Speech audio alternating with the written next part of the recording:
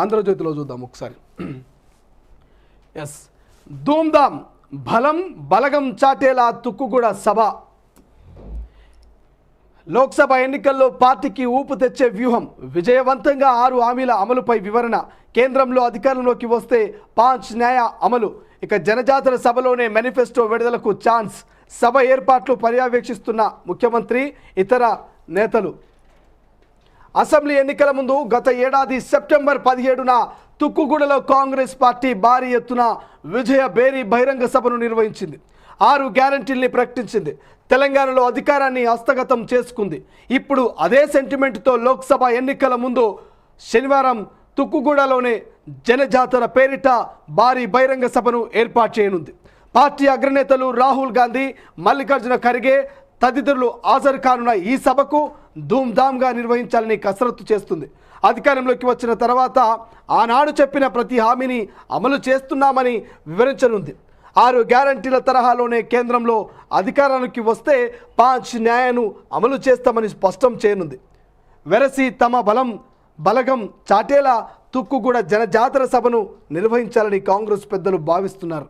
లోక్సభ ఎన్నికల్లో ఊపు తెచ్చే విధంగా దీనిని నిర్వహించాలన్న నిర్ణయించారు. ఇక జనజాతర సభకు పెద్ద ఎత్తున జన సమీకరణ అనేది మనకు స్పష్టంగా కనిపిస్తోంది. ఇక 10 లక్షలకు మించి జనజాతర సభకు భారీగా ప్రజల్ని తరలించాలి. 5 న్యాయాలను ప్రజల్లోకి విస్తృతంగా తీసుకెళ్లాలి.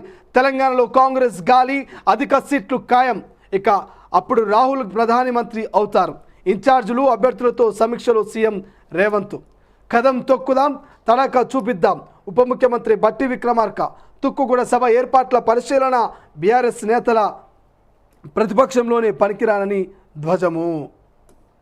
ఎస్, ఒక్కసారి తుక్కుగూడ జనజాతరకు సంబంధించినటువంటి ధూమ్ధామ్ ముచ్చట గురించి మాట్లాడుకుంటే, గత అసెంబ్లీ ఎన్నికల ముందు ఇదే రంగారెడ్డి జిల్లా మహేశ్వరం మండలం తుక్కుగూడ సంబంధించినటువంటి భారీ బహిరంగ సభను ఏర్పాటు చేసింది.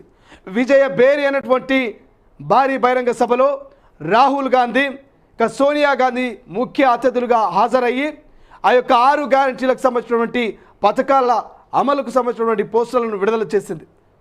తుక్కుగూడలో జరిగినటువంటి భారీ విజయబేరి సభ తర్వాత ఇక అసెంబ్లీ ఎన్నికల్లో 64 సీట్ల మెజారిటీ కాంగ్రెస్ పార్టీకి వచ్చింది. ఆ మెజారిటీతో అధికారంలోకి వచ్చినటువంటి కాంగ్రెస్ పార్టీ 100 రోజుల పరిపాలనలో ఇచ్చిన హామీలను అమలు చేస్తూ వచ్చింది.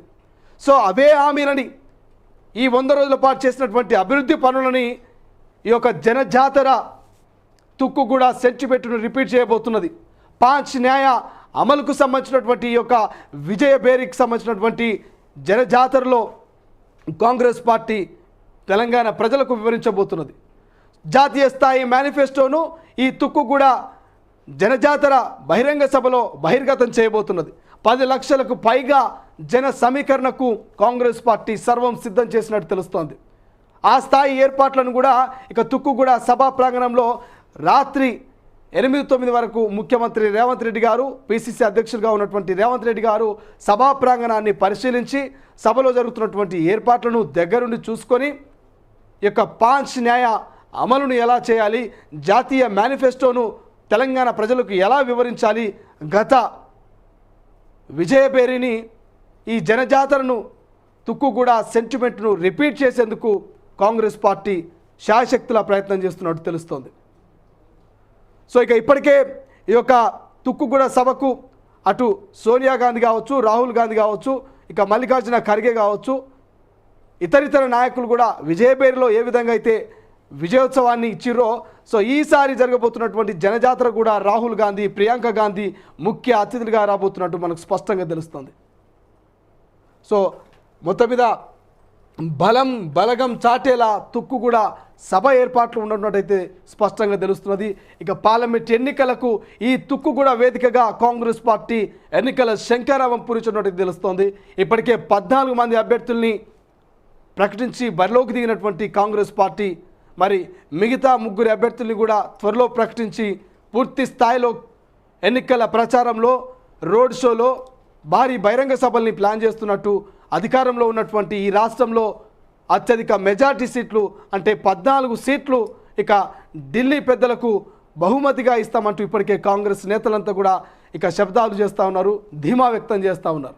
నిజంగా గత అసెంబ్లీ ఎన్నికల్లోగా అధిక సీట్లో 64 సీట్లు ఎట్లయితే సొంతం చేసుకురో ఈ పార్లమెంట్ ఎన్నికల్లో కూడా ఇదే తుక్కు కూడా వేదికగా జరుగుతున్నటువంటి సభ అనంతరం మరి ఆ రకమైనటువంటి రిజల్ట్ కాంగ్రెస్ పార్టీకి వస్తుందా?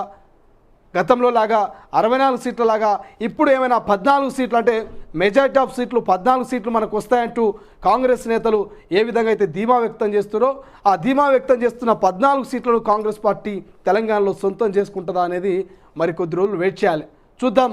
మరి గల్లీలో ఉన్న బీఆర్ఎస్ పార్టీని, ఢిల్లీలో ఉన్న బీజేపీ పార్టీని కాంగ్రెస్ పార్టీ ఎట్లా ఎదుర్కొంటుంది? ఎందుకంటే ప్రధానంగా దేశంలో ఇక బీజేపీ వర్సెస్ కాంగ్రెస్ మధ్యనే ప్రధాన పోటీ ఉంటుంది.